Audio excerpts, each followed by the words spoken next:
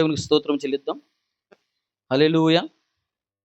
మరి మన ప్రభువైన యేసుక్రీస్తు నామములో ఈ ఉదయకాలం మరి సహోదరి సహోదరులకు మరి సంఘమునకు అందరికీ గాడ్ బ్లెస్ యూ. షాలోమ్. దేవుడు మిమ్మల్ని దీవించును గాక. మీ సరిహద్దుల్లో దేవుడు మీకు నెమ్మది కలుగజేయును గాక. హల్లెలూయా. ప్రతి ఒక్కరు ఆమేన్ చెబుదామా? దేవుడు మన సరిహద్దుల్లో మనకు నెమ్మది కలుగజేయును గాక. హల్లెలూయా. దేవుని నామమునకు స్తోత్రములు కలుగును గాక. చూడండి సహోదరులారా, మరి ఒక చిన్న అంశాన్ని ఈరోజు మరి మీ ఎదుటికి తీసుకురావడానికి, మరి ఇది గడిచిన అంతకుముందు వారం కంటే అంతకుముందు వారం మరి దీన్ని కొంత మనం తెలుసుకున్నాం. దేవుని నామమున మహిమ కలుగును గాక. మరి ఎంతమందికి అది గుర్తుంది? పోయిన వారం కాక అంతకుముందు వారం దాన్ని కొన్ని విషయాలు తెలుసుకున్నాం. హల్లెలూయా.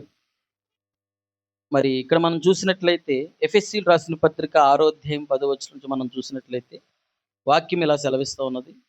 మరి అది ఏమని సెలవిస్తూ ఉందంటే చూడండి, అపోస్తలుడైన పౌలు మరి ఆ యొక్క ఎఫెసీ సంఘానికి వ్రాస్తూ మరి ఇలా చెప్తూ ఉన్నాడు. తుదకు ప్రభు యొక్క మహాశక్తిని బట్టి ఆయన యందు బలవంతులై ఉండుడి. మీరు అపవాది తంత్రములను ఎదిరించుటకు శక్తివంతులగునట్లు దేవుడిచ్చు సర్వాంగ కవచమును ధరించుకొనుడి. హల్లెలూయా. మరి ఇక్కడ మనం చూసినట్లయితే అపోస్తలుడైన పౌలు గారు మరి ఎఫెసీ సంఘానికి ఒక విషయాన్ని తెలియజేస్తా ఉన్నాడు. ఏంటంటే తుదకు ప్రభు యొక్క మహాశక్తిని బట్టి ఆయన యందు బలవంతుడై ఉండుడి. దేవుని నామమున మహిమ కలుగును గాక. మరి మనం ఎవరి యందు బలవంతులై ఉన్నాం? ఎంతమందికి అర్థమవుతుంది? దేవుని యొక్క సంఘము ఎవని ఎడల బలం పొందుకుంటుందంటే క్రీస్తు ఎడల. దేవుని నామమున మహిమ కలుగును గాక. పౌలు అంటున్నాడు, దేవుని యొక్క మహాశక్తిని బట్టి ఆయన యందు బలవంతులై ఉండండి. ఎవరు యందు బలవంతులై ఉండాలి? మనం ప్రభువైన యేసుక్రీస్తునందు బలవంతులై ఉండాలి. హల్లెలూయా. మరి బలవంతులై ఉన్నటువంటి అర్థం ఏంటి? హల్లెలూయా. బలవంతులు అంటే భయపడతారా? బలవంతులు దిగులు పడతారా? బలవంతులు చింతపడతారా? హల్లెలూయా. బలవంతులు భయపడరు, బలవంతులు దిగులు పడరు, బలవంతులు చింతపడరు. లోకంలో జరుగుతున్న విషయాల కోసం, లేక కుటుంబంలో జరుగుతున్న విషయాల కోసం, వారికి ఎదురవుతున్న కార్యాలు పరిస్థితుల కోసం భయపడరు వాళ్ళు. ఎందుకంటే వారి బలం ఏమై ఉన్నదంటే క్రీస్తులో ఉన్నది. వారి బలం ఎవరో కాదు, ప్రభు అయిన యేసుక్రీస్తు. వారు ఎవరి యందు బలం ఉంచారంటే, ఎవరు యందు బలవంతులు అవుతున్నారంటే క్రీస్తునందు. అంటే వాక్యమందు. ఇలా చెప్పొచ్చా? ఏమెందుకని? క్రీస్తు ఏమై ఉన్నాడు? వాక్యమై ఉన్నాడు. వారు ఎవరి యందు బలవంతులు అవుతున్నారంటే వాక్యాన్ని పొందుకుని. దేవుని నామమున మహిమ కలుగును గాక. వాక్యాన్ని పొందుకుని బలవంతులుగా ఉండమంటున్నాడు. క్రీస్తునందు మహాశక్తిని, క్రీస్తుని బట్టి, ప్రభు యొక్క మహాశక్తిని బట్టి ఆయన యందు మనం బలవంతులై ఉండాలి. దావీదులా అంటాడు, కొందరు గుర్రములను బట్టి, కొందరు రథములను బట్టి అతిశయిస్తున్నారు ప్రభువా. ఎంతమందికి అర్థమవుతుంది? కొందరు దేన్ని బట్టి అతిశయిస్తున్నారు? గుర్రాలు బట్టి అంట. కొందరు రథములను బట్టి, కొందరు హల్లెలూయా. అంటే దావీదు చెప్తా ఉన్నాడు. దావీదు చూస్తా ఉన్నప్పుడు గుర్రములంటే సైన్యాలు, రథములంటే సైన్యాలేనా? మాకింత బలం ఉంది, అవునా, మాకింత శక్తి ఉంది, మాకింత అండ ఉంది, మాకింత కొండ ఉంది అని వారు ఏం చేస్తున్నారంటే అతిశయపడుతున్నారంట. హల్లెలూయా.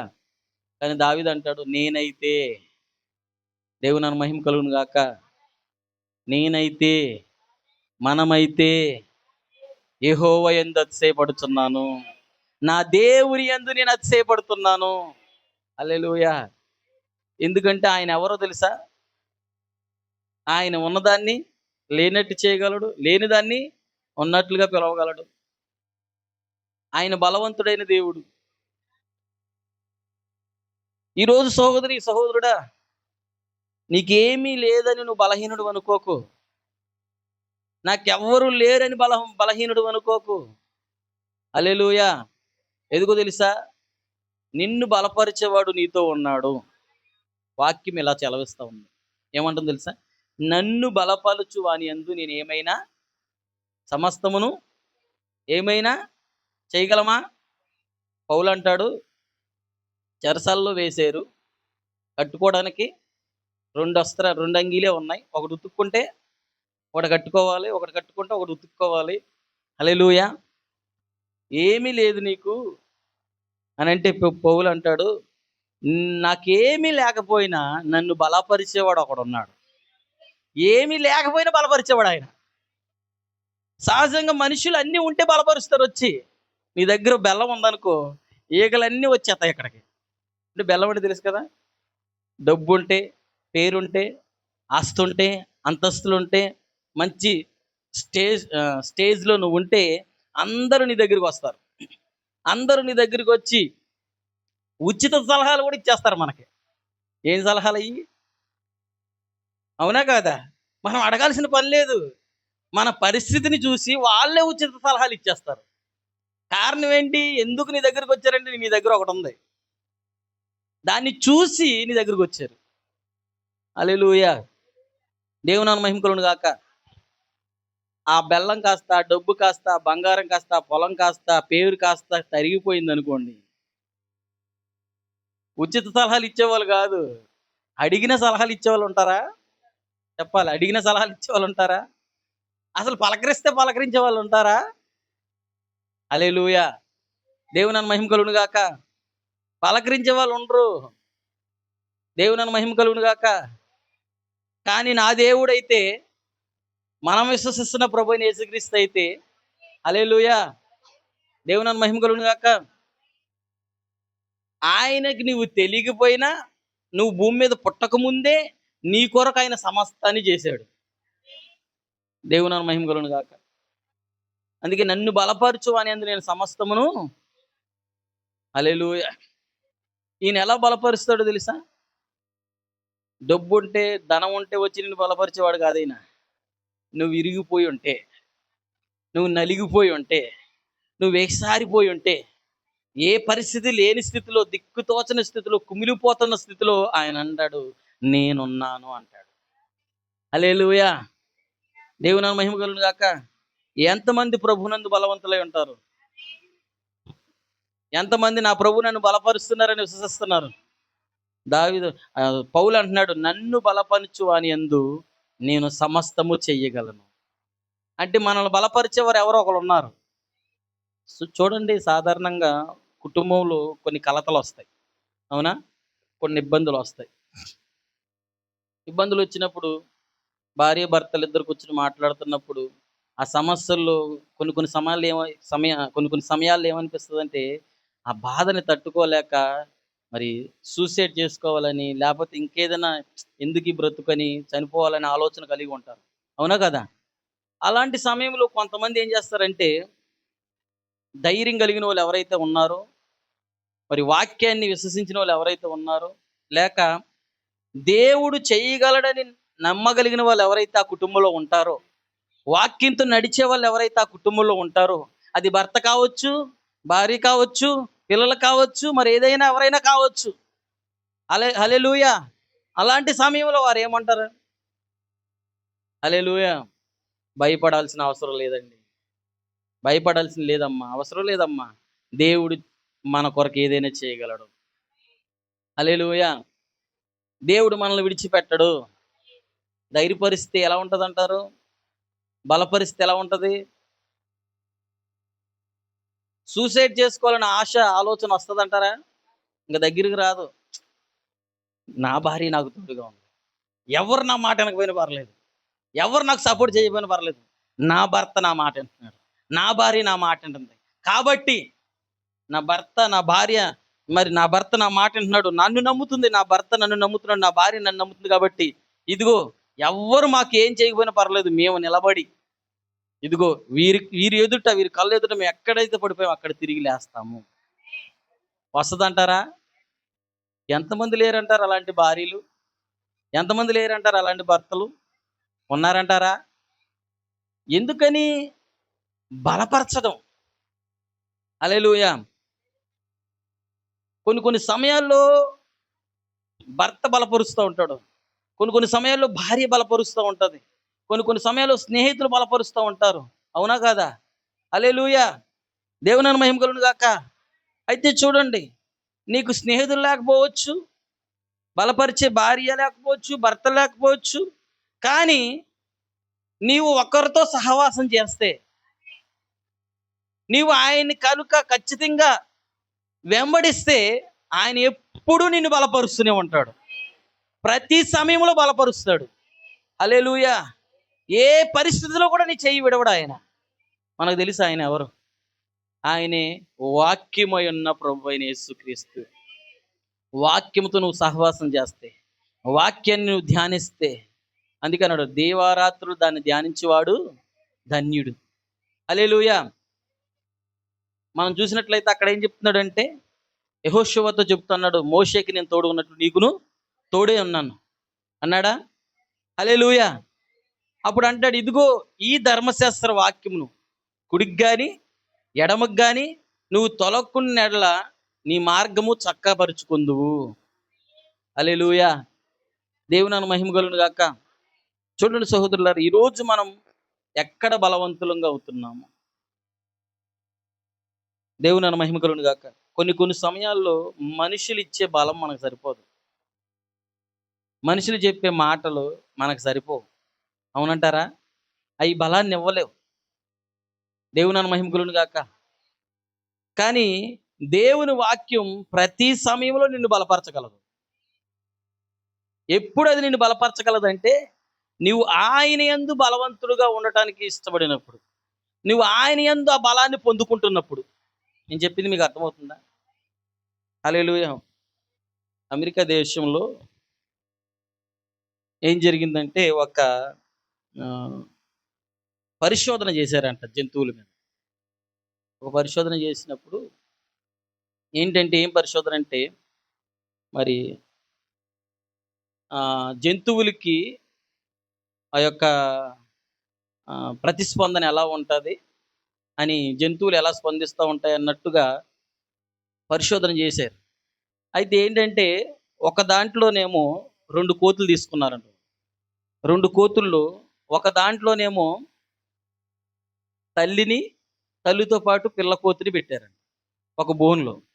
ఇంకొక బోన్‌లో దాని పక్కనే ఇంకొక బోన్‌లో ఏం చేశారంటే, మరొక పిల్ల కోతిని పెట్టారంట.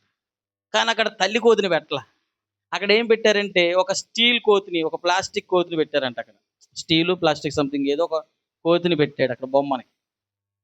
బొమ్మను పెట్టి ఈ 2 బోన్‌లోంచి ఈళ్ళేం చేస్తారంటే, ఆహారం ఇస్తున్నారు, నీళ్ళు ఇస్తున్నారు, అన్నీ ఇస్తున్నారు, ఫుడ్ అంతా ఇస్తున్నారు. మంచిగా ఈ బోన్‌లో బొమ్మ దగ్గర పెరుగుతున్న కోతి పిల్ల, ఇక్కడ తల్లి దగ్గర పెరుగుతున్న కోతి పిల్లని 2 పరిశోధిస్తా ఉన్నారు.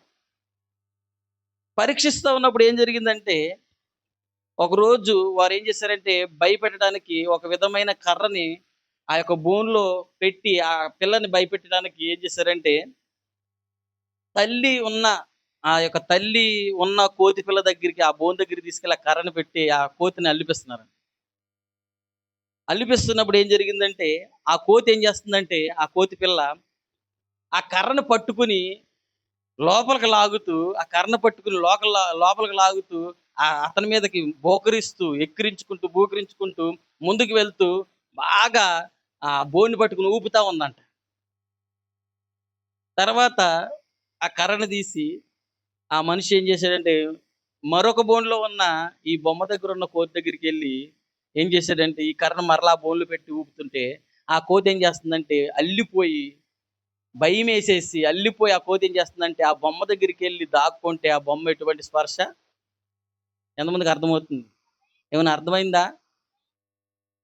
వాళ్ళ యొక్క పరిశోధనలో అర్థమైంది, తల్లి ఉంటే దానికెంత ధైర్యం, ఎంత ఆదరణ. తల్లి లేని తల్లి లాంటి ఒక ప్లాస్టిక్ ఆ కోతిని పెట్టిన వల్ల ఏమి ప్రయోజనం లేదు. హల్లెలూయా! ఇప్పుడు వారు అల్లిపిస్తున్నప్పుడు ఆ పరిశోధన చేసేవారు దాన్ని భయపెట్టించడానికి ప్రయత్నం చేస్తున్నప్పుడు ఏది ధైర్యంగా వచ్చి ఏదో నిలబడిందంటే తల్లి ఉన్న కోతి. ఎందుకని దానికి ఒక ధైర్యం. ఎందుకని? ఏదైనా ఉంటే నా ఎనకాల నా తల్లుంది. ఏదైనా జరిగితే నా తల్లొచ్చేస్తది. మరి దానికెందుకు అంత ధైర్యం లేదంటే, దాన్ని అది చూసింది. అది మాట్లాడలేని స్థితిలో, కదలలేని స్థితిలో ఉండటం చూసి, ఆ యొక్క తల్లి యొక్క స్పర్శ, ఆ వేడి దానికి తగలటం లేదంట. ఎంతమందికి అర్థమవుతుంది? దేవుని మహిమ కలుగును గాక. అంటే ఈ బోన్‌లో ఉన్న పిల్ల ఏం చేస్తుందంటే, తల్లి యొద్ద నుండి బలాన్ని పొందుకుంది. నేను చెప్పింది మీకు అర్థమవుతుందా? తల్లి యొద్ద నుండి బలాన్ని పొందుకుంది. అందుకని ఏ పరిస్థితిలోన్నా అది భయపడట్లా. ఎందుకని? దానికొక విషయం తెలుసు, నన్ను బలపరిచే తల్లి ఒకటుంది. ఏం జరిగినా నా తల్లొచ్చేస్తదని సంగతి తెలుసు. ఇదెందుకని బలం పొందుకోలేకపోతుందంటే, అది కేవలం ఒక బొమ్మ దగ్గరుండి స్పర్శించలేని దాని దగ్గరుంది. ఎంతమందికి అర్థమవుతుంది చెప్పారు? వారనుకున్నారప్పుడు. అంటే ఈ కోతి ఎందుకిలా ఉందంటే, తల్లి యొక్క వేడి, ఆ స్పర్శ అనేది ఇది పొందుకోలేకపోవడం వలన, ఆ యొక్క అనుభూతి ఇది చెందకపోవడం వలన, ఇదెలా అయిందంటే సమాజములో మరి ఎళ్ళలేనటువంటి, సమాజంలో తిరగలేనటువంటి, కదలలేనటువంటి స్థితిలోకి ఇదెళ్ళిపోయింది. ఇది తల్లితో ఉండటం వల్ల ఆ స్పర్శని, ఆ వేడిని అనుభవించడం వలన, తల్లితో ఉండి, తల్లి మీదకి ఎక్కడం, తల్లి మీదకి తిరగటం అలా ఉండటం వల్ల, ఇది సమాజంలో తిరిగే ధైర్యాన్ని కలిగి ఉన్నది అని వారు తెలుసుకొని, ఒక మానవాళికి ఒక చిన్న ఆహ్, ఉపమానాన్ని తెలియజేస్తా ఉన్నారు. హల్లెలూయా! ఇది ఎందుకు చెప్పాల్సిన అవసరం, మనకు చెప్పాల్సిన అవసరం ఏమి లేదు. కానీ ఎందుకు చెప్తున్నామంటే, ఆ కోతి, ఆ కోతి పిల్లకి బలం ఎక్కడి నుంచి వస్తుందో ఆ కోతి పిల్ల, ఎంతమందికి అర్థమవుతుంది నేను చెప్పేది? ఈరోజు సహోదరి, సహోదరులారా,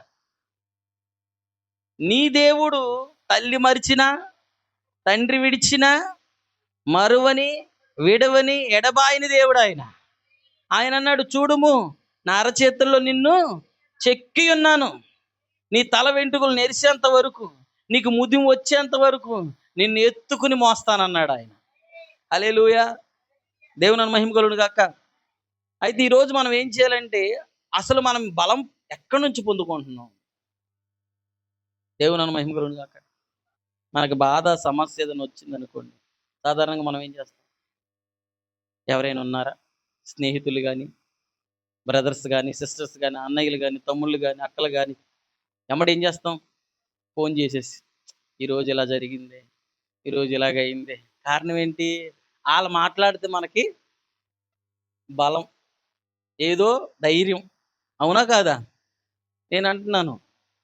వారికి వీరికి ఫోను చేసే ముందు నీవు ప్రభువునందు బలవంతుడిగా ఉండడానికి ప్రయత్నం చెయి.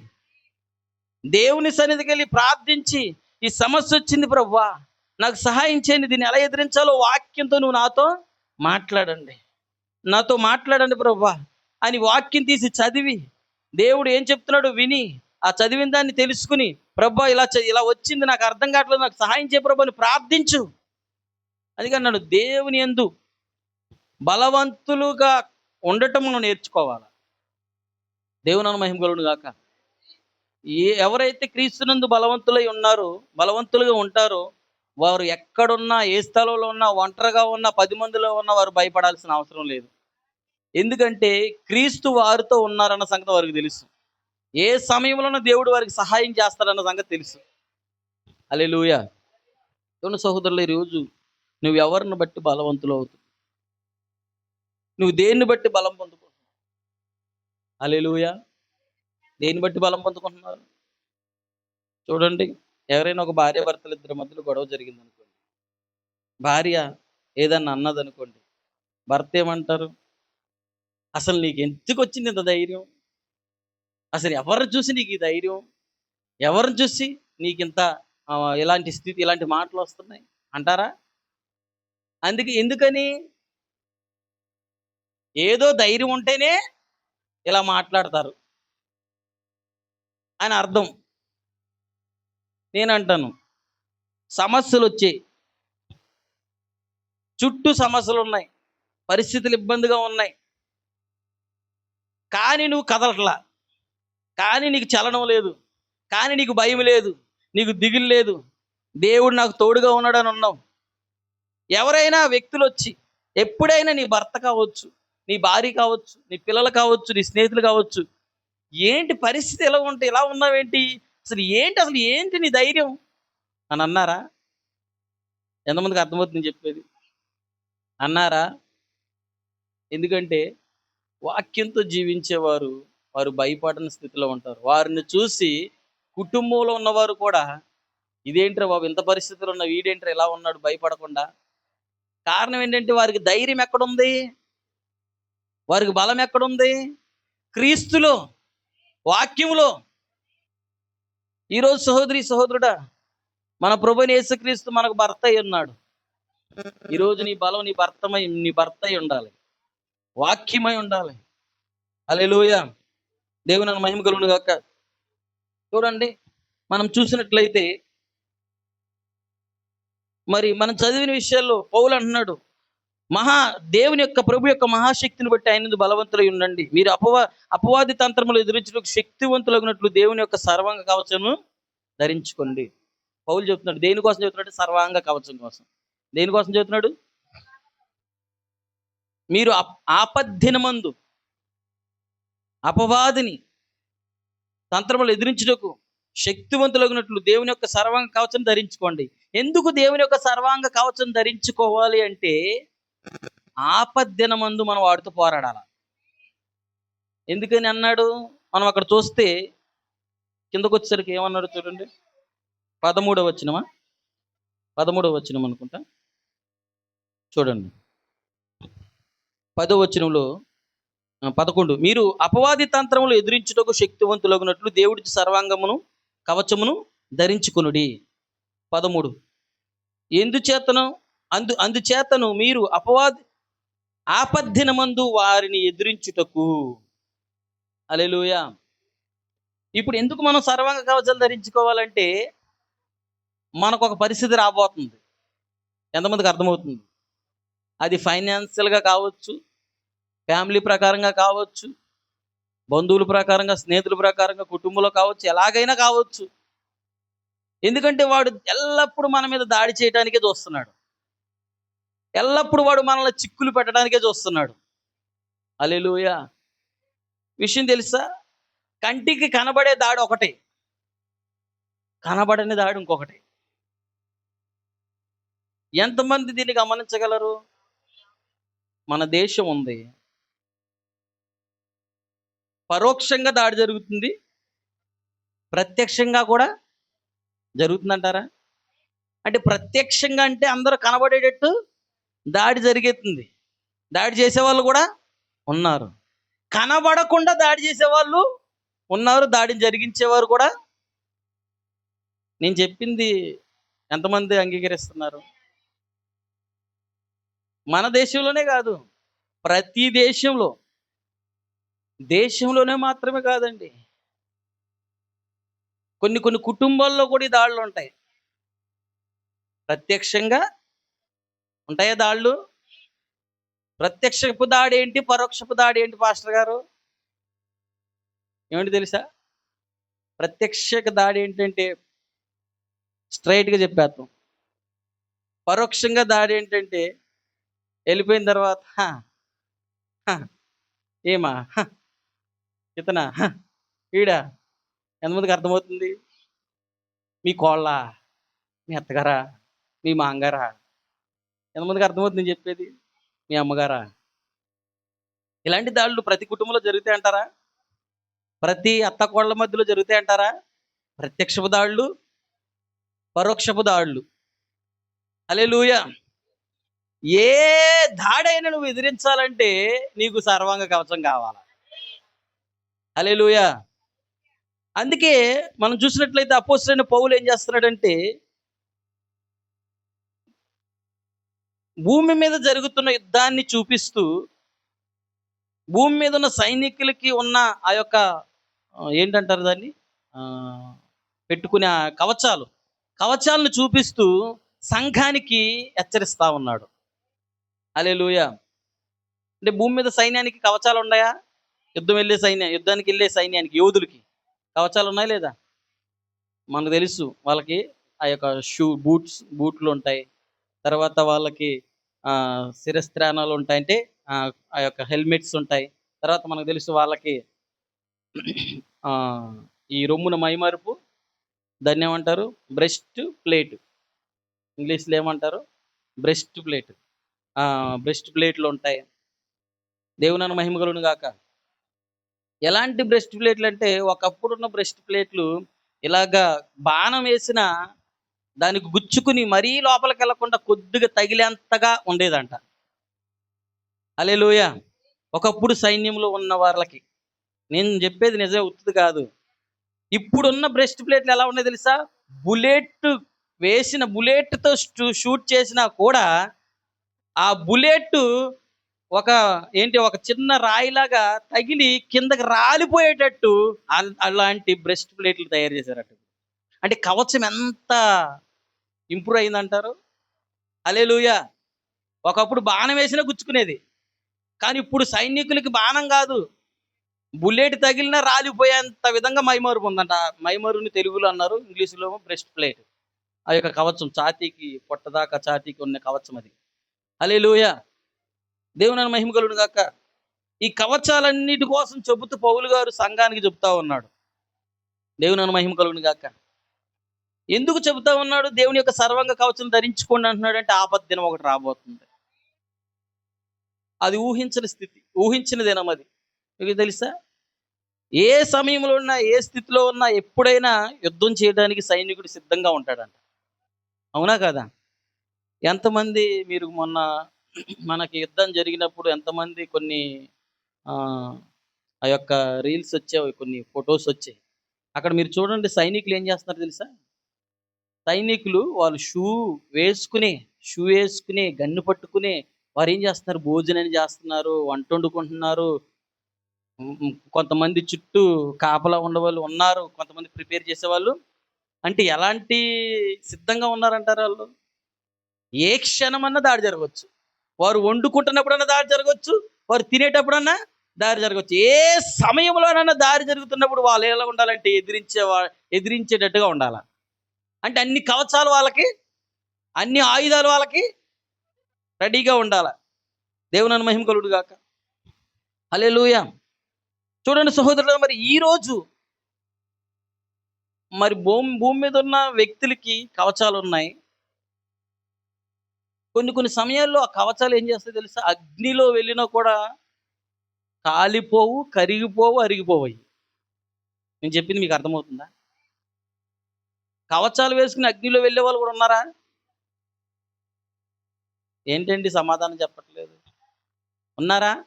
అంటే ఈరోజు అగ్నిని పట్టుకోగలిగిన కవచాలు కూడా ఉన్నాయంటారా? సరే అగ్నిని పట్టుకోగలిగిన కవచాలు ఇప్పుడు తయారు చేసారాళ్ళు. ఆమేన్. కానీ మన కవచం ఎప్పుడో తయారు చేయబడింది. అది అగ్నిగుండంలోకెళ్ళినా మనల్ని కాల్చలా. కనీసం పొగవాసన కూడా రాలా. ఎంట్రుక కూడా కాలిపోలా. అటువంటి గొప్ప అగ్ని బలాన్ని, చల్లార్చి అగ్ని బలాన్ని తట్టుకోగలిగిన కవచాన్ని దేవుడు మనకిచ్చాడు. ఎంతమందికి అర్థమవుతుందా కవచం? హల్లెలూయా! దేవుని మహిమ కలుగును గాక. అందుకన్నాడు, మీరు అపవాది తంత్రములు ఎదిరించినట్లుగా దేవుని యొక్క సర్వాంగ కవచమును ధరించుకోండి. హల్లెలూయా! ఇక్కడ చూడండి ఇక్కడ కొన్ని విషయాలు చెప్తున్నా. చాలా మంది ఈ వాక్యం వినే ఉంటారు. చాలా మంది చాలా చోట్ల మీకు బోధిస్తూనే ఉంటారు. అయితే ఈరోజు కొన్ని విషయాలు మనం చూసినట్లయితే అసలు ఏ విధంగా మరి పౌలు ఆ కవచాన్ని ధరించుకోమని చెప్తున్నాడంటే భౌతికమైన భౌతికమైన సైన్యాన్ని చూసి భూమి మీద ఉన్న సైన్యాన్ని చూసి ఆత్మ సంబంధమైన సైన్యానికి తెలియజేస్తా ఉన్నాడు. హల్లెలూయా! ఆత్మ సంబంధమైన సైన్యం ఉందంటారా? హల్లెలూయా! ఈ కాలానికి పంపించబడిన ప్రవక్త ఏం చెప్పాడంటే మనం ఇప్పుడు పిక్నిక్‌లో లేము. ఏమండి? మనం ఇప్పుడు పిక్నిక్‌లో లేము. పిక్నిక్ అంటే తెలుసు కదా! విహారయాత్ర. మనం ఇప్పుడు విహారయాత్రలో లేము. మనం పిక్నిక్‌లో లేము గానీ మనం ఎక్కడున్నాం? యుద్ధ రంగంలో ఉన్నాము. అనుక్షణము యుద్ధమే. దాన్నే పౌలు అంటున్నాడు. మనం పోరాడునది శరీరులతో కాదు. ప్రధానులతోనూ, అధికారులతోనూ, ప్రస్తుత అంధకార సంబంధులకు లోకనాథులతోనూ, ఆకాశ మండలమందున్న దురాత్మ సమూహములతో పోరాడుచున్నాం. హల్లెలూయా! దేవుని మహిమ కలుగును గాక. నువ్వు ఎక్కడికి వెళ్ళినా, ఏ మూలకి వెళ్ళినా ఈ శత్రువు నిన్ను తరుగుతాడంటారా? ఏ వైపుకెళ్ళినా, ఏ గదిలోకెళ్ళినా, ఏ మూలకెళ్ళినా, ఏ ఊరికెళ్ళినా శత్రువు నిన్ను వెంటాడతాడంటారా? వెంటాడతాడా లేదా? విషయం ఏంటో తెలుసా?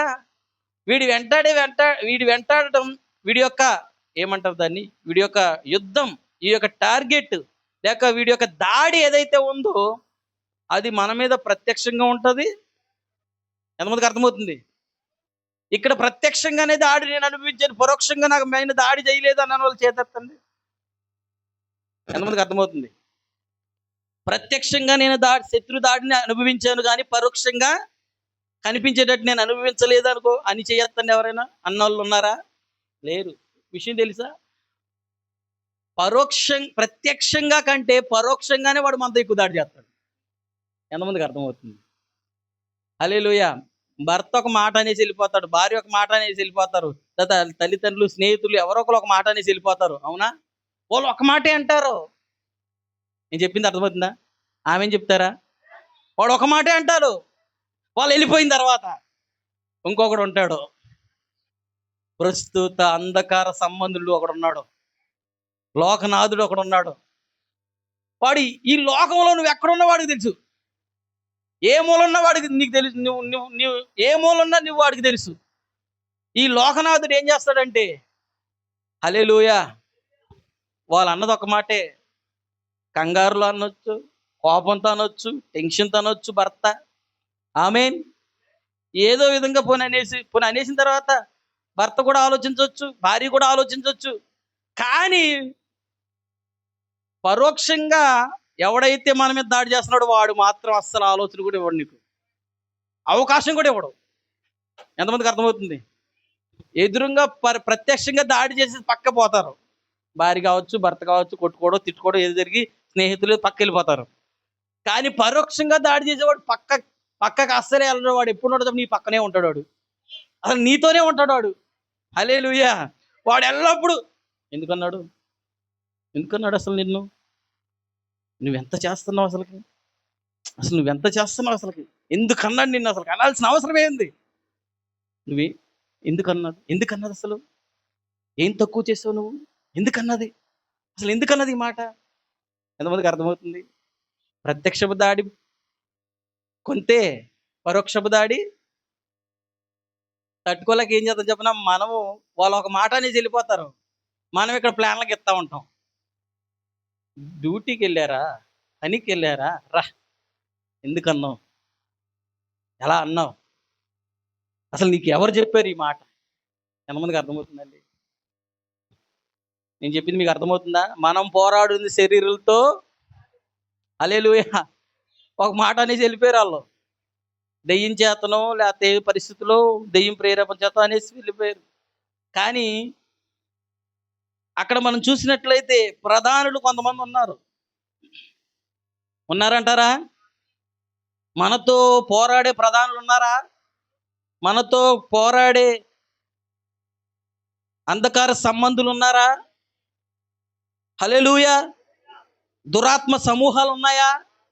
ఈ దురాత్మ సమూహాలు నీ చుట్టుబడి తెగ తిరుగుతాయి. విషయం తెలుసా? నువ్వు ఏమన్నా వాడు నీలోకి ప్రవేశించడానికి వస్తాడు. వాడి యొక్క ఆలోచన ఏంటి చెప్పనా? ఎలాగైనా వాడు నీ నుండి హల్లెలూయా అనుమతి పొందుకోవాలా. ఎలాగైనా వాడు నీ నుండి మార్గాన్ని సరళం చేసుకోవాలా. నువ్వు మార్గం సరళం చేసే మార్గం ఏంటి చెప్పనా? పరోక్షంగా వాడు నీ మీద దాడి చేస్తున్నప్పుడు. ఎంతమందికి అర్థమవుతుంది? అందుకే చెప్తున్నారు సర్వాంగ కవచం. అది ఏ కవచం? అది గుర్తుపెట్టుకుని, సర్వాంగ కవచం అంటే అర్థమైందా? మనకి ఎన్ని అంగాలు ఉన్నాయి? హల్లెలూయా. ఎంతమందికి సైన్స్ తెలుసు? సాధారణంగా మనకు తెలుసు, మనకి జ్ఞానేంద్రియాలు అనేవి ఉన్నాయంటారా? ఈ జ్ఞానేంద్రియాలనే అంగాలు అంటారు. అవునా కాదా? అంగాలంటే ఏంటి? శరీరానికి అంగాలు ఉన్నాయా? శరీరాంగాలు అంటారు. శరీరాంగాలంటే జ్ఞానేంద్రియాలు అని అర్థం. ఇంకా కొన్ని వస్తాయి.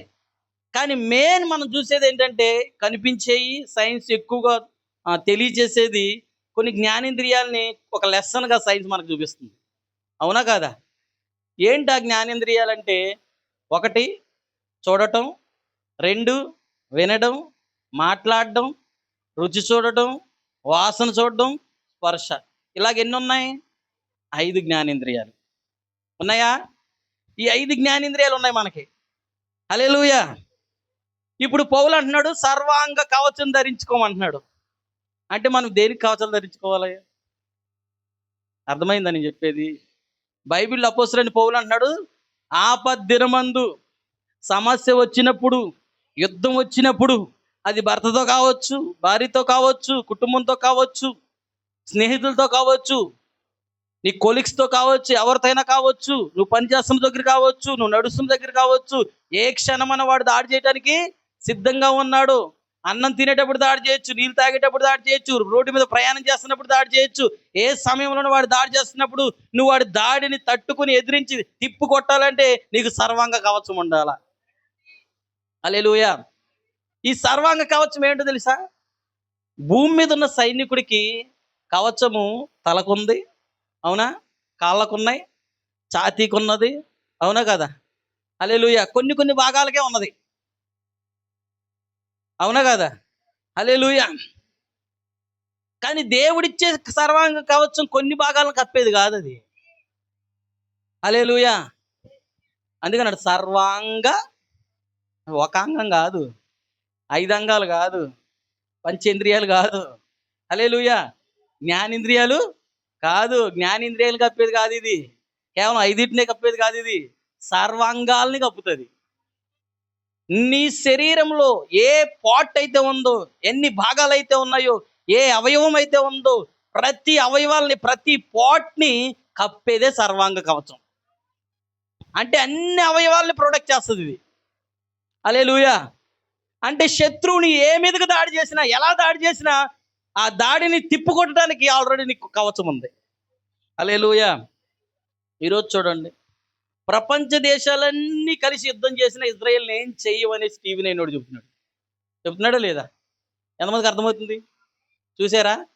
టీవీ నైన్ న్యూస్లో ఏం చెప్తుందంటే, ప్రపంచంలో ఉన్న దేశాలన్నీ ఒకటై మరి ఇజ్రాయెల్ మీదకి దాడి చేసినా తట్టుకొని తిప్పుకొట్టేంత టెక్నాలజీ ఇజ్రాయెల్‌కి ఉందని చెప్తున్నారు. ఒకవేళ నేను అనుకుంటున్నాను, ఒకవేళ ఉన్నా లేకపోయినా మనం ఏం చేయలేం. ఒకవేళ అన్ని దేశాలు వచ్చి వాళ్ళ మీద పడితే జయించొచ్చు, లేకపోతే వారి చేతిలో ఓడిపోవచ్చు. అది మన పెద్ద పాయింట్ కాదు. టీవీ న్యూస్లో అన్నీ చెప్పుకోవచ్చు. ఎందుకంటే ఇప్పుడున్న దేశాలన్నిటికంటే అడ్వాన్స్ టెక్నాలజీ ఇజ్రాయెల్‌లోనే ఉంది. హల్లెలూయా! వారికున్న సైన్యం కావచ్చు, వారి దగ్గరున్న విధానాలన్నీ, మరి కొన్ని విధానాలు ప్రపంచం నేర్చుకునే స్థితిలో ఉంది. దేవుని మహిమ కలుగును గాక. హల్లెలూయా! చూడండి, అయితే ఇజ్రాయేల్ దేశం, ప్రపంచమంతా ఇజ్రాయేల్ దేశం మీదకెళ్ళి దండెత్తినా ఏమీ చేయలేదని ఈ లోకం చెప్తున్నప్పటికీ, ఒకవేళ అది అవ్వచ్చు, అవ్వకపోవచ్చు, మనం చెప్పలేము. కానీ ఇక్కడ ఒక సర్వాంగ కవచం ఉంది. ఈ కవచాన్ని ధరించుకున్నావనుకో, పాతాళంలో ఉన్న, పాతాళంలోంచి వచ్చిన 20 కోట్ల దెయ్యాలు నీ మీద దాడి చేసిన, ప్రస్తుత అంధకార సంబంధాలు దాడి చేసిన, లోకనాథులు దాడి చేసిన, దురాత్మ సమూహాలు దాడి చేసిన, ఏది చేసినా ప్రవక్త ఇలా అన్నాడు, పాతాళమంతా నీ మీదకి వ్యతిరేకంగా తిరిగినా ఇది నిన్నేం చేయలేదు. ఎందుకో తెలుసా? ఇది సర్వాంగ కవచమైనది. ప్రతి అవయవాన్ని ప్రొటెక్ట్ చేస్తా ఉంది. చెప్పాలంటే నీ నడినెత్తుండి అరికాల వరకు నువ్వెవరు స్వాధీనంలో ఉన్నావు అంటే ఆయన స్వాధీనంలో ఉన్నావు. ఎప్పుడు తెలుసా సర్వాంగ కవచమును? పౌలు అన్నాడు ధరించుకోండి. ధరించుకోండి అంటున్నాడంటే మనం దాన్ని ఏం చేయాలి? పొందుకోవాలా? అంటే ఇది ఎవరి కావాలో వ్యక్తిగతం. హల్లెలూయా! మా ఆవిడ ధరించుకుంది చాలులే. మీ ఆవిడ ధరించుకుంది, యుద్ధం చేస్తే మీ ఆవిడ గెలుస్తుంది. మీ ఆయన ధరించుకున్నాడు, సాతాను ఎదిరిస్తే ఎవరు గెలుస్తారు? ధరించుకున్న వాళ్ళే ప్రాణాలు రక్షించుకుంటారు. ధరించుకోలేని వాడి చేతిలో, ధరించుకోలేని వాడి పరిస్థితి ఏంటి? సాతాను చేతిలో, శత్రు చేతిలో చనిపోవడమే, ఓడిపోవడమే, ఎక్కడో ఏదో దెబ్బకు లొంగిపోవడమే, అవునా కాదా? హల్లెలూయా! ఏంటో నాకు అర్థం కావట్లేదు. ఈ బూతు మాటలు నేను ఆపుకోలేకపోతున్నాను. హల్లెలూయా! ఈ పోకిరి మాటలు నేను ఆపుకోలేకపోతున్నాను. ఈ పాపపు తలంపులు నేను ఆపుకోలేకపోతున్నాను. హల్లెలూయా! ఆపుకోవడానికి సర్వాంగ కవచం నువ్వు ధరించుకో. హల్లెలూయా. దాన్ని ధరింపజేయడానికి ప్రభు ఈ స్థలంలో ఉన్నాడు. నువ్వు దాన్ని అడిగినప్పుడు ఆయన ఖచ్చితంగా అది నీకు ఇస్తాడు. హల్లెలూయా. ఈరోజు చాలామంది తాగుబోతులుగా ఉండి వారి జీవితాలు మార్చుకుని ప్రభువుని అంగీకరించి వారి జీవితాలు మార్పు చెందిన వాళ్ళు ఉన్నారంటారా? వ్యభిచారులు వారి జీవితాలు మార్చుకున్న వాళ్ళు ఉన్నారంటారా? హల్లెలూయా. దేవుని మహిమ కలుగును గాక. పాప మలినమైన లోక మాలిన్యంతో ఉన్న వారి జీవితాలు మార్చుకుని ప్రభువుకి అనేకులకి సమాజంలో మంచి సాక్ష్యాన్ని పొందుకున్న ప్రజలు ఉన్నారు. ఎంతమందికి అర్థమవుతుంది నేను చెప్పేది? హల్లెలూయా. అయితే చూడండి, ఈరోజు మనం పొందుకోవాల్సింది సర్వాంగ కవచము. దేవుని మహిమ కలుగును గాక. అంటే సర్వాంగ కవచం అంటే మీకు అర్థమైంది కదా? ఎంతమంది గ్రహించగలుగుతున్నారు? ఈ సర్వాంగ కవచం ఏం చేస్తుంది? నిన్ను నడినెత్తి నుండి అరికాల వరకు నిన్నంతా ప్రొటెక్ట్ చేస్తుంది. హల్లెలూయా. ఇంకా చెప్పాలంటే ఏ విధంగా కూడా శత్రువుని మీద దాడి చేసినా ఈ కవచం నీకు అడ్డుగా ఉంటుంది. ఏ విధంగా దాడి చేసినా, ఫైనాన్షియల్గా దాడి చేసిన, కుటుంబ పరంగా దాడి చేసిన, స్నేహితుల పరంగా దాడి చేసిన, హల్లెలూయా, భౌతికంగా దాడి జరిగిన, ఆత్మీయంగా దాడి జరిగిన, ఏ విధంగా దాడి జరిగినా ఈ సర్వాంగ కవచం నీకు ప్రొటెక్ట్ ఇస్తుంది. హల్లెలూయా. దేవుని మహిమ కలుగును గాక. ఎంతమందికి సర్వాంగ కవచం కావాలి? ఏంటి సార్ ఆ సర్వాంగ కవచం? హల్లెలూయా. దేవుని మహిమ కలుగును గాక. ఆ సర్వాంగ కవచం దేవుని యొక్క వాక్యం. ఏంటి ఆ సర్వాంగ కవచం? దేవుని యొక్క వాక్యమే సర్వాంగ కవచం నీకు. హల్లెలూయా. అంటే ఏ బాడీలో ఉన్న ఏ ద్వారంలో నుండి సాతాను ప్రవేశించాలన్నా, ఏ అంగములో నుండి, ఏ జ్ఞానేంద్రియంలో నుండి సాతాను ప్రవేశించాలన్నా వాడిని అడ్డుకునేది వాక్యమే. ఎంతమందికి అర్థమవుతుంది నేను చెప్పేది? హల్లెలూయా. ఎందుకంటే మనకి ప్రాణం, శరీరము, ప్రాణము, ఆత్మ. ప్రాణ, ఆత్మ, శరీరాలు 3 ఉన్నాయి. ఉన్నాయా లేదా? హల్లెలూయా. చూడండి, మన గ్రూప్లో మీకు ఆ ఫోటో పెట్టాను. నేను నైట్ వాక్యాన్ని ధ్యానిస్తున్నప్పుడు దాన్ని గ్రూప్లో పెట్టాను.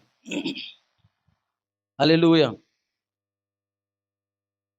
చూడండి, మానవ యొక్క శరీరంలో ప్రభావితమైన రంగాలు ఉన్నాయి. హల్లెలూయా. ఇవేంటంటే శరీరము, ఆత్మ, ప్రాణము. ఇవి ఎక్కడున్నాయి? మనిషికి ఇవ్వబడ్డాయి. హల్లెలూయా. ఎందుకు ఇలా ఇవ్వబడ్డాయంటే ఆయన 3లో, ఆయన సంఖ్యాశాస్త్రంలో 3లో ఆయన ఒక పరిపూర్ణంగా 3లో ఆయన ఒక కార్యాన్ని తెలియజేస్తా ఉన్నాడు. ఎంతమందికి అర్థమవుతుంది? బైబిల్లో మనకు తెలుసు ఆయన యొక్క సంఖ్యాశాస్త్రం ఉన్నది. 3 అనేది, 7 అనేది, 40 అనేది, 5 అనేది ఆయన యొక్క సంఖ్యాశాస్త్రం. హల్లెలూయా. దేవుని మహిమ కలుగును గాక. మనం చూసినట్లయితే సహోదరి సహోదరులారా, ఈ సర్వాంగ కవచాలు దేవుడు దేనికి ఇస్తున్నాడంటే పూర్తిగా మనల్ని ప్రొటెక్ట్ చేస్తుంది. అంటే మొత్తం మనల్ని కప్పుతుంది. దేవుని మహిమ కలుగును గాక. ఈరోజు చూడండి, ఈ 3 విషయాలను మీరు చూసినట్లయితే శరీరము, ఆత్మ, ప్రాణము, ఈ 3 విషయాల్లో దేవుడు ఈ 3 విధాలుగా మనల్ని చేశాడు. ఎందుకంటే ఆయన తండ్రిగా ఉన్నాడు, కుమారుడిగా ఉన్నాడు, పరిశుద్ధాత్మగా. ఆయన తండ్రిగా, కుమారుడుగా, పరిశుద్ధాత్మగా ఉండి ఒకే ఒక్క దేవుడై ఉన్నాడు. హల్లెలూయా. దేవుని మహిమ కలుగును గాక. ఈరోజు ప్రజలు అనుకోవచ్చు 2 దేవుళ్ళు, 3 దేవుళ్ళు, లేక ఒక దేవుడు అలాగని. కానీ మనం చూసినట్లయితే ఆయన ఎలా చేశాడంటే ఆయన పోలిక చొప్పున, ఆయన స్వరూపం చొప్పున నరుణ్ణి నిర్మించాడా, సృజించాడా? దేవుని మహిమ కలుగును గాక. ఆయనలో ఒక వ్యక్తిత్వం ఉంది. తండ్రి అనేది వ్యక్తిత్వం, కుమారుడు అనే వ్యక్తిత్వం, పరిశుద్ధాత్మ అనే వ్యక్తిత్వం. ఇంకా మనం చూసినట్లయితే చాలా ఆయనలో వ్యక్తిత్వాలు ఉన్నాయి. స్వస్థపరచువాడు ఆయన, స్నేహితుడి వ్యక్తిత్వం ఉంది, యాజకుడి వ్యక్తిత్వం ఉంది, బలిపశు వ్యక్తిత్వం ఉంది. ఉన్నాయంటారా? హల్లెలూయా. అన్నిటికంటే ముఖ్యంగా బైబిల్ ఎక్కువగా మరి తెలియజేసేది, బాగా ముఖ్యంగా చూపించేది ఏంటంటే ఈ 3 కార్యాల కోసం. హల్లెలూయా. చూడండి, ఇప్పుడు దుష్టుడు మనం చూసినట్లయితే ఈ 3 మనకి ఇవ్వబడిన ప్రాణంలో, శరీరంలో, ఆత్మలో ఇవ్వబడిన కొన్ని కార్యాలు ఉన్నాయి. దేవుని మహిమ. ఎంతమందికి అర్థమవుతా ఉంది? ఆమెన్ చెప్తారా? నేను ఇంకా లోపలికి వెళ్ళా. సర్వాంగ కవచం కోసం చెప్పి ఇంకా నేను అవుట్‌లైన్‌లో తిరుగుతున్నాను. దేవుని నామానికి మహిమ కలుగును గాక. ఈ సర్వాంగ కవచాల కోసం మనం చెప్తున్నప్పుడు ఇక్కడ మనం చూసినట్లయితే దేవుడు శరీరానికి ఏమిచ్చాడంటే చూచుట, వినుట, స్పర్శ, రుచి, వాసన. హల్లెలూయా! ఖచ్చితంగా చూచేది, వినేది, స్పర్శించేది, రుచి చూసేది, వాసన చూసేది ప్రతి మనిషికి ఉంటది. ఉంటదంటారా? హల్లెలూయా! ఇదేదైనా ఒకటి ప్రాబ్లమ్ అయినా నీకేదో సమస్య ఉన్నదని అర్థం. అవునా? నీకు సరిగ్గా వినకపోతే సమస్యే. సరిగ్గా నీ కళ్ళు కనపడకపోయినా సమస్యే. హల్లెలూయా! నాకేం తగిలినా, ఏది పట్టుకున్నా స్పర్శ అనిపించట్లేదంటే కూడా అది సమస్యే. ఎందుకంటే మానవ జ్ఞానేంద్రియాల్లో దేవుడు చలించటానికి, జీవించటానికి, బ్రతకటానికి, ముందుకు సాగటానికి దేవుడు పెట్టిన విధానం ఈ 5. అవునంటారా? హల్లెలూయా! రోజువారీ మన దినచర్య అంతట్లో ఈ 5 జ్ఞానేంద్రియాలు పరస్పరం ఖచ్చితంగా పనిచేస్తాయి. ఎంతమందికి అర్థమవుతుంది? ఈ 5 జ్ఞానేంద్రియాలు పనిచేస్తాయా? పనిచేయవా? చూచడం పనిచేస్తదా? వాసన చూడడం పనిచేస్తదా? మాట్లాడడం పనిచేస్తదా? హల్లెలూయా! రుచి చూడటం, స్పర్శించడం పనిచేస్తాయంటారా? ఇవి జ్ఞానేంద్రియాలు ఎందుకిచ్చాడు దేవుడు ఇవి? మనం భూమి మీద చలించటానికి. ఎంతమందికి అర్థమవుతుంది? బ్రతకడానికి. హల్లెలూయా! అయితే ఈ కాల ప్రవక్త అన్నాడు ఈ ఈ ఈ ఈ యొక్క ఏ అయితే ఈ చూచుట, వినుట, స్పర్శ, రుచి, వాసన ఈ శరీరానికి ఇవ్వని జ్ఞానేంద్రియాలు ఏవైతే ఉన్నాయో ఇవేంటో తెలుసా? ద్వారాలంట. ఎంతమందికి అర్థమవుతుంది? ఇవేంటి? ద్వారాలు. దేనికి ద్వారాలు? హల్లెలూయా! ప్రవేశించే ద్వారాలివి. హల్లెలూయా! ఎంతమందికి అర్థమవుతుంది? నువ్వు ఏది విన్నా, ఏది చూసినా, ఏది స్పర్శించినా ఈ ద్వారాలు గుండే లోపలికి వెళ్ళాల. నేను చెప్పింది మీకు అర్థమవుతుందా? సంథింగ్ నువ్వు ఏదన్నా చూడు. సెల్ ఫోన్‌లో అశ్లీలమైన చిత్రాలు చూసినా ఎంతమందికి అర్థమవుతుంది? ఆ ద్వారాల గుండేనే ప్రవేశిస్తాయంటారా? హల్లెలూయా! అవునంటారా? లేక సెల్ ఫోన్‌లో దేవుని వాక్యం విన్నా ఆ ద్వారాల గుండే, నువ్వు నోటితో బూతులు మాట్లాడినా ఆ ద్వారాల గుండానే, లేక నువ్వు మంచి మాటలు చెప్పినా ఆ ద్వారాల గుండానే. ఎందుకంటే ఇవేంటంటే ద్వారాలు. హల్లెలూయా! అది విషయం ఈ ప్రవేశించే ద్వారాలు ఎవరు ప్రవేశించే ద్వారాలు? హల్లెలూయా! దేవుడన్నా ప్రవేశించాలి. లేకపోతే దెయ్యమన్నా ఎవరో ఒకరు ప్రవేశించాల్సిందే తప్పదు. ప్రవేశించకుండా కార్యాలు జరగవు. హల్లెలూయా! వాడు ప్రవేశించిన తర్వాతనే నిన్ను మూవ్ చేస్తాడు వాడు. వాడు ప్రవేశించి బటన్ నొక్కుతాడు. ఓకే. సిస్టమ్ ఆన్ అయింది. ఇంక నువ్వు చెయ్యి. ఎంతమందికి అర్థమవుతుంది? హల్లెలూయా! దేవుని మహిమ కలుగును గాక. నీకెవరి మీదన్నా కోపం ఉందా? వాడు ముందు ప్రవేశించిన తర్వాత వాడు బటన్ నొక్కుతాడు. అప్పుడేం చేస్తావు చెప్పనా? రోబోలాగా నీకు తెలియకుండానే నీ పరిధి దాటి, నీ నియంత్రణలో దాటిపోయి ఏం మాట్లాడుతున్నావో తెలియక, ఏం చేస్తున్నావో తెలియకుండా ఇష్టం వచ్చినట్టు మాట్లాడడం, తిట్టడం, కొట్టడం. ఎంతమందికి అర్థమవుతుంది? ఎందుకంటే ద్వారాల్లోంచి వాడొచ్చేసాడు. హల్లెలూయా! అంటే శరీరానికి ద్వారాలున్నాయా? ఎవరు రాడానికి? సాతానుడు రావటానికి. హల్లెలూయా! సాతానుడు రావటానికి ద్వారాలున్నాయి. అలాగే దేవుడు కూడా నీలోనికి రావడానికి ద్వారాలవే. హల్లెలూయా! దేవుని మహిమ కలుగును గాక. ఇప్పుడు సర్వాంగ కవచం అంటే ఏంటో తెలుసా? ఈ సర్వాంగ కవచం ఏం చేస్తదంటే శత్రువుల్ని ఇటువైపు రానివ్వదు. మొత్తం అంతా అక్కడ దేవుడు తన ప్రాతినిధ్యాన్ని చూసుకుంటాడు. దేవుడే ప్రాతినిధ్యం వహిస్తాడు నీ మీద. ఇంకో విధంగా చెప్పాలంటే దావీదు అన్నాడు, ప్రభువా నా నా మీద నీవు ఆధిపత్యం చెయ్యి. దావీదు అంటాడు, నన్ను నీవు ఉద్ధరించు ప్రభువా. హల్లెలూయా! దావీదు అంటాడు, దినమంతా నా ప్రవర్తనంతటి మీద నీకు అధికారము ఇస్తున్నాను ప్రభువా. హల్లెలూయా! దేవుని మహిమ కలుగును గాక. ఈరోజు చాలా మంది అనుకుంటారు ఏంటి పరిస్థితి ఏంటంటే సాతాను ప్రవేశించే ద్వారాలు అవి వాడికి అనుమతించేటట్లుగా ఉన్నాయంట. హల్లెలూయా! ప్రతి మనిషికి ద్వారాలు ఉన్నాయి. ఉన్నాయంటారా?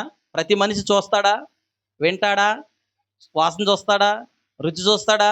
స్పర్శ చూస్తాడా? చూస్తాడా దానవా? కూర చూసావా? హల్లెలూయా! దేవుని నామమున మహిమ కలుగును గాక. ప్రతి మనిషికి ఉంటాయి. అయితే మీరు చూడండి, ఇవి శరీరానికి ఇవ్వబడిన ద్వారాలు. ఈ ద్వారాల్లో సాతాను ఎలా ప్రవేశిస్తాడో మనం తర్వాత తెలుసుకోవచ్చు. కేవలం కొన్ని మీకు చెప్తున్నాను. తర్వాత ఆత్మకు కూడా కొన్ని ద్వారాలున్నాయి. హల్లెలూయా! ఆత్మకు కూడా జ్ఞానేంద్రియాలనేవి ఉన్నాయి. చూడండి, ఆత్మకున్న జ్ఞానేంద్రియాలేంటి? ఆత్మకుండే జ్ఞానేంద్రియాలేంటి? ఊహ. ఏముంది? ఊహించేసుకుంటాం మనం. హల్లెలూయా! మనం చూస్తే ఒకలా ఉంటాం. మన ఊహలేమో ఆకాశాల్లో విహరించేస్తాయి. అవునా? హల్లెలూయా! దేవుని నామమున మహిమ కలుగును గాక. అందుకే అంటారు, "ఒరేయ్! ఒరేయ్! ఊహించుకోకురో ఎక్కడికో పోతున్నావు" అంటారు. ఎందుకని? ఊహలకి అంతుందా? ఊహలకి హల్లెలూయా! మానవ ఆత్మలో, మానవ మనస్సులో ఈ యొక్క ఊహలనేవి, ఈ ఆత్మలో ఈ ఊహలనేవి ప్రభావితం చెందుతా ఉన్నాయి ప్రజల్లో. హల్లెలూయా! ఊహ. తర్వాత మనం చూసినట్లయితే మనస్సాక్షి. అక్కడే ఉంది. ఉందా మనస్సాక్షి? హల్లెలూయా! ప్రతి వ్యక్తికి మనస్సాక్షి ఉంటదంటారా? ఉందా లేదా మనస్సాక్షి? హల్లెలూయా! ఒకవేళ చూడండి, ఈ మనస్సాక్షి ఎలా ఉంటదో తెలుసా? దేవుడికి నువ్వు అనుమతించినప్పుడు నీ ఊహ బావుంటది. కరెక్ట్‌గా ఊహిస్తావు. ఇయన్నీ ద్వారాలే. ఇందాకడ చెప్పిన ద్వారాలు శరీరంలోకి ప్రవేశించాయి. ఇప్పుడివి ఆత్మలోకి ప్రవేశించాయి. ఆత్మలోకి సాతాను ఎలా ప్రవేశిస్తదో చెప్పనా? నిన్ను ఊహల నగరంలోకి, ఊహల లోకంలోకి తీసుకెళ్తాడాడు. నువ్వు ఊహించుకొని ఏం చేస్తావు చెప్పనా? ఊహించుకొని ఊడిపోతావు గానీ, ఊహించుకొని ఉండిపోవు నువ్వు. హల్లెలూయా! దేవుని నామమున మహిమ కలుగును గాక. ఊహలు. తర్వాత మనస్సాక్షి. ఎక్కడుంది మనస్సాక్షి కూడా? ఆత్మనే ఆ యొక్క రెండో పరిధిలో ఉంది. మానవ శరీరంలో 3 రంగాలున్నాయి. మొదటి రంగం కోసం చెప్పి, రెండో రంగంలో ఊహ ఉన్నది. తర్వాత మనస్సాక్షి. తర్వాత ప్రేమ. హల్లెలూయా! దాన్ని ప్రేమానురాగాలని అన్నాడు. ప్రేమానురాగాలు ఎక్కడున్నాయి? ఆత్మలో. హల్లెలూయా! అందుకే చూడండి, కొంతమంది చనిపోయారనుకోండి. ఇక్కడ మీరు ఉన్నారో లేదో నాకు తెలీదు గానీ, మా సైడు ఎవరైనా చనిపోయారనుకోండి, ఏదైనా ఫంక్షన్ జరిగినా, ఏదైనా పార్టీ జరిగినా, ఏదైనా ప్రోగ్రామ్ జరిగినా, చనిపోయినోళ్ళ ఆత్మలు ఇళ్ళలోకొచ్చేస్తాయి. విన్నారా ఎక్కడైనా చూసారా? చనిపోయిన ఆత్మలు ఈళ్ళలోకొచ్చేసి, "నా కొడుకా, నా కూతురు" అంటాయా అనవా? బతుకున్నప్పుడు నువ్వు నాకు గారెట్టావు, బూరెట్టావు, చచ్చిపోయినప్పుడు నన్ను మర్చిపోయావా? అమ్మా, నాన్న నీకేం కావాలో చెప్పు నాన్న. ఈళ్ళేం జేత్తారు? మాట్లాడింది నిజంగా అమ్మే అనుకుని, మాట్లాడింది నిజంగా నాన్నే అనుకుని వీళ్ళకి తెలీదు. ఏమున్నాయి దురాత్మ? వాళ్ళ పేరును ఉపయోగించుకుని అయొస్తాయి. చచ్చిపోయినోళ్ళు ఖచ్చితంగా వారు నిర్ణయించిన స్థలానికి వెళ్ళిపోవాల్సిందే. హల్లెలూయా! అది పాతాళానికైనా, అది ఆ పాతాళానికైనా, పరదేశికైనా. వాక్యమందులు విశ్వసించినవాడు పరదేశంలో విశ్రాంతి పొందుకుంటాడు. వాక్యమందుల విశ్వాసం లేనివాడు, దేవుని సృష్టికర్తను అంగీకరించలేని తెలుసుకోలేనివాడు పాతాళంలో వేదన పడుతూ ఉంటాడు కొంతకాలం తీర్పు జరిగేంత వరకు. హల్లెలూయా! కానీ ఆత్మలు మాత్రం, ఈ ఆత్మలు ఏవైతే ఉన్నాయో, ఈ ఆత్మలు వీళ్ళ పేర్లొస్తాయి. హల్లెలూయా! ఎందుకంటే ఆత్మలో ఈ ప్రేమానురాగాలు ఉంటాయన్న సంగతి దెయ్యానికి ఎంతమందికి అర్థమవుతుంది నేను చెప్పేది? హల్లెలూయా! ప్రేమానురాగాలున్నాయి. ఆత్మలో ప్రేమానురాగాలు, తర్వాత హేతుబుద్ధి, తర్వాత జ్ఞాపకం. హేతుబుద్ధి ఎక్కడుంది? ఆత్మలో. ఆత్మలో ఏముంది? హేతుబుద్ధి. ఎంతమందికి హేతుబుద్ధి అంటే తెలుసా? ఏంటి హేతుబుద్ధి అంటే? కారణాలు వెతికే బుద్ధి. ఏంటండి? హేతుబుద్ధి అంటే ఏంటి? కారణాలు వెతికే బుద్ధి. హల్లెలూయా! కానీ ప్రవక్త అన్నాడు, ఈ వర్తమానంలో సర్వం కావాల్సిన వర్తమానంలో సాతాను అవ్వని సాతాను అవ్వని సమీపించినప్పుడు హేతుబుద్ధితో అవ్వ సమాధానం ఇచ్చిందంట. హేతుబుద్ధిని వాడిందంట. ఏంటో తెలుసా? దేవుడు తినొద్దన్నాడు. తింటే ఏమవుతది? తింటే తింటే దేవుడు తినొద్దన్నాడు. తింటే ఏమవుతది? ఏమవుతదా? తింటే ఏమన్నా అవుతదా? అసలు తింటే ఏమవుతుంది చూద్దాం. ఎంతమందికి అర్థమవుతుంది? హల్లెలూయా! హేతుబుద్ధి. తర్వాత మనం చూస్తున్నాం జ్ఞాపకాలు. జ్ఞాపకాలు కూడా ఎక్కడున్నాయి? ఆత్మలోనే ఉన్నాయి. హల్లెలూయా! దేవుని మహిమ కలుగును గాక. బుద్ధి, జ్ఞానము, మనస్సు, మెదడు ఇవన్నీ ఆత్మలో పనిచేస్తున్నాయి. హల్లెలూయా! దేవుని మహిమ కలుగును గాక. ఇవన్నీ ఆత్మలో శత్రువు ప్రవేశించడానికి, సాతాను ప్రవేశించడానికి, దేవుడు నీలో ఉండటానికి, దెయ్యం నీలో ఉండటానికి ద్వారాలు. నీ ఊహలు సరిగ్గా ఉంటే నీ జీవితం సరిగ్గా ఉంటది. అవునా కాదా? నీ ఊహలు సరిగ్గా ఉంటే నీ జీవితం సరిగ్గా ఉంటది. అలాగే నీ మనస్సాక్షి సరిగ్గా ఉంటే నీ బ్రతుకు బావుంటది. హల్లెలూయా! ఎందుకంటే కొంతమంది మనస్సాక్షులు సరిగ్గా పౌలు అంటాడు తిమోతి రాసిన పత్రికలో కొన్ని పత్రికల్లో చూసినట్లయితే వాత వేయబడిన మనస్సాక్షి కలిగినోళ్ళు ఉంటారంట. చెప్పాడా లేదా? తర్వాత చెడిపోయిన మనస్సాక్షి కలిగినోళ్ళు ఉంటారంట. తర్వాత మంచి మనస్సాక్షి కలిగినోళ్ళు కూడా ఉంటారంట. హల్లెలూయా! ఎందుకు వీళ్ళు చెడిపోయిన మనస్సాక్షి వచ్చింది? ఎందుకు వాత వేయబడిన మనస్సాక్షి వచ్చిందంటే ఆ మనస్సాక్షికి ఆ మనస్సాక్షి అనే ద్వారం గుండా వాక్యం ప్రవేశించలా. దేవుడు ప్రవేశించట్లా. దేవుని నామమున మహిమ కలుగును గాక. మరేదో ప్రవేశించింది. దేవుని నామమున మహిమ కలుగును గాక. చూడండి సహోదరులారా. అందుకని ఈ మనస్సాక్షి, ప్రేమానురాగాలు, హేతుబుద్ధి, జ్ఞాపకాలు, బుద్ధి, జ్ఞానము, మనస్సు, మెదడు ఇవన్నీ ఆత్మలో ఇవ్వబడిన ద్వారాలు. హల్లెలూయా! తర్వాత మనం చూస్తున్నాం. ఇప్పుడు 3 రంగాలు మానవ శరీరంలో 3 రంగాల్లో మొదటి రంగం శరీరం. దాంట్లో కొన్ని ద్వారాలున్నాయి. కొన్ని జ్ఞానేంద్రియాలున్నాయి. తర్వాత ఆత్మలో కొన్ని జ్ఞానేంద్రియాలున్నాయి. ఇప్పుడు మూడవది ఏంటంటే ప్రాణం. హల్లెలూయా! దేవుని నామమున మహిమ కలుగును గాక. దీంట్లో మనం చూసినట్లయితే దీంట్లో ఇవ్వబడింది ఒకటి విశ్వాసము, మరొకటి అవిశ్వాసం. ఒకటి విశ్వాసము, ఒకటి అవిశ్వాసము. నమ్మితే నమ్ముతావు, నమ్మకపోతే సందేహపడతా ఉంటాం, అపనమ్మకపడతా ఉంటాం. ఇది జరుగుతుందా జరగదా? ఇది నిజమా కాదా? దేవుడు ఉన్నాడా లేడా? నాతో ఉన్నాడా లేదా? ఇవన్నీ ఏంటి తెలుసా? నీ ప్రాణములో ఇంకా విశ్వాసము పనిచేయట్లా. నీ ప్రాణంలో విశ్వాసమే ఉంటే విశ్వాసం ఏం చేస్తుంది చెప్పనా? కనబడని వాటిని కూడా నమ్మేటట్లు చేస్తుంది.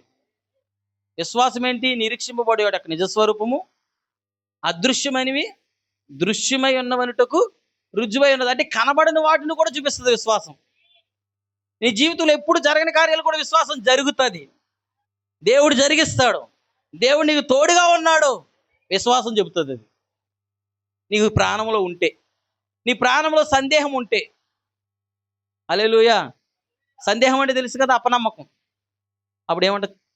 పాస్టర్ గారు ప్రార్థన చేశారు కానీ దేవుడు జరిగిస్తే బాగుండు, జరిగిస్తే బాగుండు అన్నావా? అక్కడే ఉంది అది. అక్కడే ప్రవేశించేసింది. ఎంతమందికి అర్థమవుతుంది? దేవుడు చేస్తాడు అన్నావా? అక్కడే ఆయన శక్తి ప్రవేశిస్తుంది. దేవుడు చేస్తే బాగుంటుంది అన్నావా? అక్కడే వాడు ప్రవేశిస్తాడు. ఎందుకంటే నీ ప్రాణంలోకి ప్రవేశించే ద్వారాలు అయ్యి. నువ్వు నమ్మితే ప్రవేశిస్తాడు, నమ్మకపోయినా మరొకడు ప్రవేశిస్తాడు. దేవుని నామమున మహిమ కలుగును గాక. ఇప్పుడు సర్వాంగ కవచం అంటే ఎందుకు ఇది చెప్పాల్సి వచ్చిందని అంటే, ఈ సర్వాంగ కవచం అంటే ఓన్లీ కనబడే శరీరంలో 3 రంగాలు ఉన్నాయి. ప్రాణము, ఆత్మ, శరీరముని. ఈ శరీరం, ఆత్మ, ప్రాణం ఈ 3 రంగాల్ని కేవలం శరీరాన్ని కప్పేదే భూమి మీద ఇవ్వబడిన కవచాలు. ఎంతమందికి అర్థమవుతుంది? ఒక సైనికుడు శత్రువుతో, ఒక యోధుడు, మన దేశంలో ఉన్న యోధుడు, మన దేశాన్ని కాపాడాలని శత్రువుల నుంచి కాపాడాలనుకున్న యోధుడు శత్రువుని జయించొచ్చేమో కానీ, శత్రువుని చంపొచ్చేమో కానీ తన హృదయంలో ఉన్న శత్రువుని చంపలేడు. తన మనసులో ఉన్న శత్రువుని చంపలేడు. ఎందుకో తెలుసు, తన మనస్సులో ఉన్న శత్రువుని దాడిని తప్పించుకోవాలన్నా, తన హృదయంలో ఉన్న శత్రువుని దాడి తప్పించుకోవాలన్నా ఆ వ్యక్తికి కవచం కావాలా?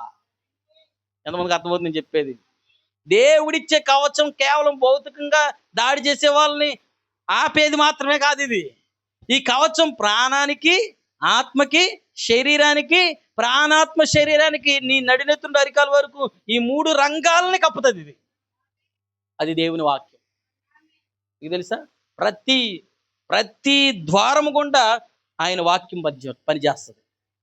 వాడు ఒకవేళ నీ కనుల్లోంచి రావాలనుకుంటున్నాడా, అక్కడ వాక్యం ఉంటుంది. ఎంతమందికి అర్థమవుతుంది? సంథింగ్ ఒకడు వచ్చాడు, నిన్ను చెరపాలనుకుంటున్నాడు, నీకేం తెలియదు, లోకంలో ఏమీ తెలవదు. అయితే వాడు ఏం చేస్తున్నాడంటే ఎప్పుడు చూడని ఒక దృశ్యాన్ని నీ కళ్ళు ఎదురు చూపిస్తున్నాడు. ఎంతమందికి అర్థమవుతుంది? హల్లెలూయా. ఇప్పుడు ఆ దృశ్యం చూస్తే వాడేంటి, ఆ దృశ్యం నువ్వు చూడడానికి నువ్వు మనసిస్తే, ఆ దృశ్యం చూడడానికి నువ్వు అవకాశం ఇస్తే వాడు వచ్చేస్తాడు. హల్లెలూయా. ఎప్పుడైతే వాక్యం నీ యొద్ద ఉంటే, సర్వాంగ కవచమని వాక్యం నీలో ఉంటే, హల్లెలూయా, ఆ వాక్యం చెబుతుంది ఈ కార్యాలు నువ్వు చూడకూడదు, పరిశుద్ధులకి ఇవి తగవు, క్రైస్తవులవి చూడకూడదు. ఎంతమందికి అర్థమవుతుంది?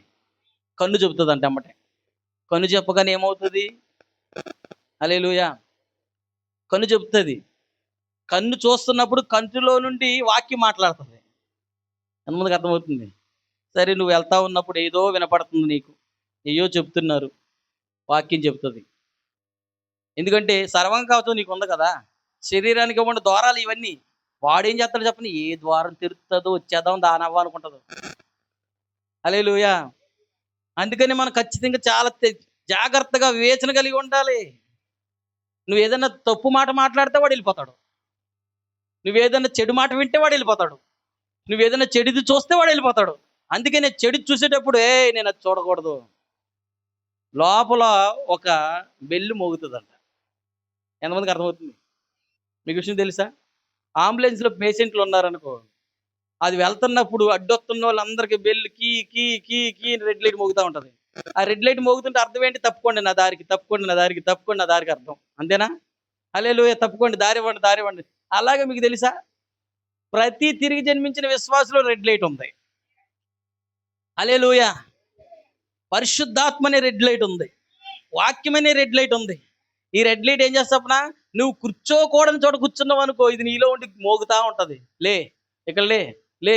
వినకూడదు వింటా ఉన్నావు అనుకో, వినకూడదు లే, వినకూడదు లే. చూడకూడదు చూస్తున్నావు అనుకో, చూడకూడదు లే, లే. నీకు తెలియకుండానే నిన్ను లేపుతా ఉంటది ఇది.